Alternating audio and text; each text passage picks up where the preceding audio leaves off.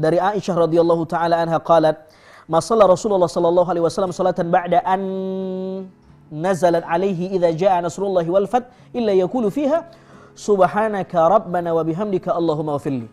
Kata Aisyah radhiyallahu taala anha, istrinya Nabi, orang yang hidup dengan Nabi dan pasti tahu apa yang dibuat oleh Nabi SAW sehari-hari, dia bilang, sejak ayat itu turun, iza jaa itu, saya tidak pernah melihat Nabi sholat kecuali yang paling sering dia baca adalah tasbih, tahmid, dan istighfar. Salah satu bacaannya, subhanaka rabbana wa bihamdika Allahumma ghafirli.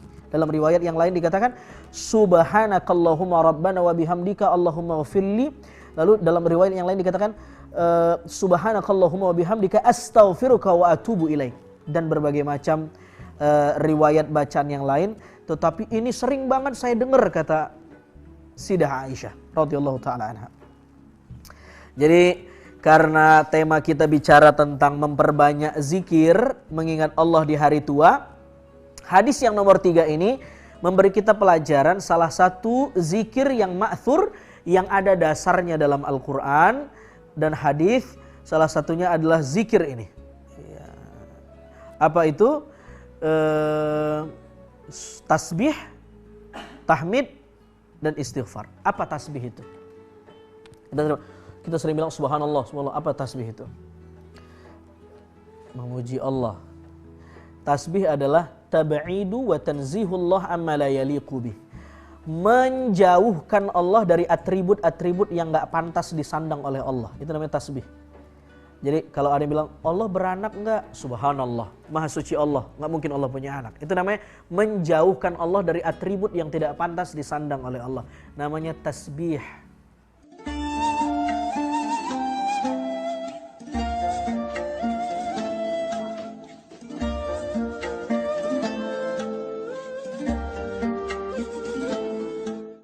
Ya, atau berkuasa Allah kayaknya nggak berkuasa deh. Jangan ngomong begitu. Subhanallah, maha suci Allah, nggak mungkin Allah nggak berkuasa. Itu makna tasbih. Tab'id wa tanzihullah amma la yaliqu bih. Mensucikan Allah dari atribut atau sifat-sifat yang tidak pantas disandang oleh Allah. Ya, itu tasbih. Yang kedua namanya tahmid. Alhamd.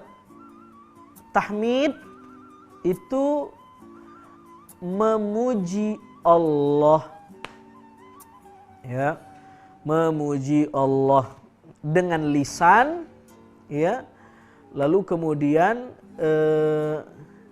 tanpa ada paksaan, ya, bukan karena kita dipaksa untuk memujinya, ya, itu namanya alhamdu, ya, memuji Allah. Ada lagi namanya alhamdu itu begini. Satu, memuji Allah dengan lisan tanpa ada paksaan. Yang kedua, isi pujiannya yang baik-baik. Isi pujiannya yang baik-baik. Yang ketiga, tahmid itu Anda memuji bukan karena diberi, tapi karena yang dipuji memang layak dipuji.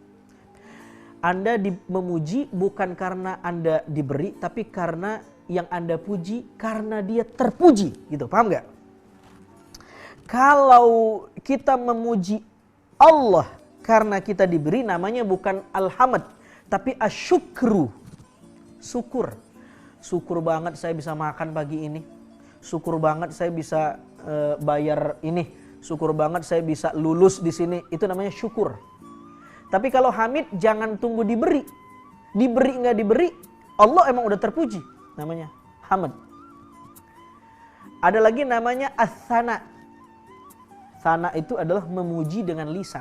Tapi kalau hamd tidak hanya dengan lisan. Sikapnya memuji Allah, badannya memuji Allah, hatinya memuji Allah. Kalau as-sana itu memuji Allah hanya dengan lisannya. Ya. Ya. Yang terakhir istighfar. Istighfar itu apa?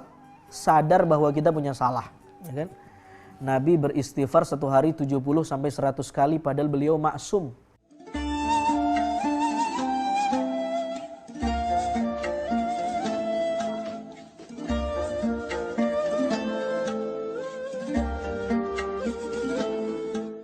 terpelihara dari salah. Ya, bukan tidak salah, bukan. Ini saya perlu jelaskan makna maksum ya. Maksum itu artinya Nabi terpelihara dari dosa besar. Kalau dosa kecil ada. Ya. Contohnya ada ayatul itab. Ada ayat-ayat teguran yang menegur Nabi langsung. Contohnya apa? Surah Abasa wa tawalla an ja'ahul a'ma. Ini surat kan bicara tentang ada orang kelas ekonomi, kelas bawah lah kira-kira, minta diajarkan Islam. Abdullah bin Umi Maktum, dia tunanetra. Sudah masuk Islam, minta diajarkan Islam. Tapi karena dia tunanetra, dia juga nggak tahu Nabi lagi sibuk. Nabi lagi sibuk berdakwah di depan konglomerat kaum Quraisy, bos-bos Quraisy gitu kan. Ketika Nabi sibuk mempromosikan Islam, kuculuk, datang nih Abdullah bin Umi Maktum, motong pembicaraan Nabi. Ajarin aku Islam dong, gitu. Padahal Nabi lagi sibuk membimbing orang-orang kafir Quraisy supaya mereka mau masuk Islam. Apa yang terjadi? Nabi ngelengos, gitu kan? Nabi membuang muka. Begitu Nabi buang muka, ayat turun membela Abdullah bin Umi Maktum dan menegur Nabi. Abasa wa tawalla. Ada yang lengos nih, gitu jawab bunyi Qur'annya. Iya. Pakai apa namanya? Al-Qur'an tidak bilang abasta, kamu sudah ngelengos. Wa tawallaita, kamu sudah bermuka masam dan ngelengos. Enggak begitu, tapi ada yang ngelengos nih dan muka masam, gitu. Itu kalau kita belajar bahasa Al-Qur'an tuh itu beda tuh. Kalau kamu ngelengos sama ada yang ngelengos nih. Wah, itu kena banget kan? Itu namanya ayatul itab, ayat yang isinya teguran buat Nabi. Ada beberapa ayat dalam Al-Qur'an yang isinya menegur Nabi. Dan Allah membela si tunanetra daripada nabinya sendiri. Wah, objektif banget ya. Kata Allah, kenapa Anda memilih orang kafir yang mereka nggak jelas mau Islam atau enggak? Udah nggak usah urusin mereka, nggak usah dakwah ke mereka. Ini yang udah jelas Islam, bela tuh, gitu. Walaupun dia orang miskin, walaupun dia tunanetra dan seterusnya. Meskipun Nabi itu melengos bukan karena Nabi membeda-bedakan strata sosial orang, bukan. Cuma Nabi memprioritaskan orang kafir karena begini. Kira-kira begini kalau saya jadi nabinya. Heh, Abdullah bin Umi Maktum, kamu kan udah Islam. Ente orang dapur nih. Gampang kalau mau ketemu saya mah. Entar kita di pojokan ngomong masalah sholat, puasa, paham gak? Nah, ini ada orang kafir, dia belum Islam, masih fobia, banyak nerima informasi yang salah. Dia dulu yang diselamatin, ente kan udah Islam. Gitu. Algoritma pikiran Nabi itu begitu. Tapi algoritma Allah enggak begitu. Enggak, jangan. Abdullah bin Umi Maktum dulu, baru orang kafir. Gitu. Luar biasa. Lalu Anda bertanya begini, masa nabinya ditegur? Ya, hikmahnya adalah menunjukkan bahwa Al-Quran itu bukan made in Muhammad, ya kan? Tidak ada buku yang mengecam penulisnya sendiri, kecuali yang nulis orang lain. Ini menunjukkan Al-Quran siapa yang buat? Suka-suka hati Allah, mau ngecam, mau sumpah serapah, mau memuji, ya enggak?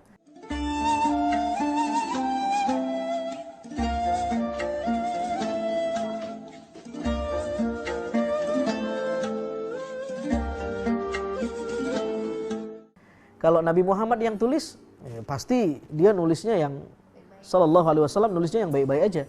Seperti Mirza Ghulam Ahmad yang dia punya Quran sendiri, kan isinya nggak ada mengecam dia, semua memuji dia. Begitu dia ditolak cintanya sama seorang gadis yang ada di sana, turun ayat. Jadi dia kalau turun ayat tiduran dulu, kayak kesurupan gitu, kedinginan, terus dibangunin sama sahabatnya, sama santrinya, dia bilang, baru turun ayat nih, Jibril baru turun. Pintar bener gimmicknya. Jadi begitu dia nembak cewek, cewek ini gak suka sama dia, ya, menggigil langsung. Begitu menggigil, Jibril baru turun katanya. Kenapa? Ada ayat, celakalah orang yang menolak Mirza Ghulam Ahmad katanya. Enak bener nih, bisa dipesan ayatnya gitu. Akhirnya yang nolak itu takut dia gitu kan. Jadi ini tips buat para cowok untuk ditolak ya. Besok langsung viral ya, ngaku sebagai nabi.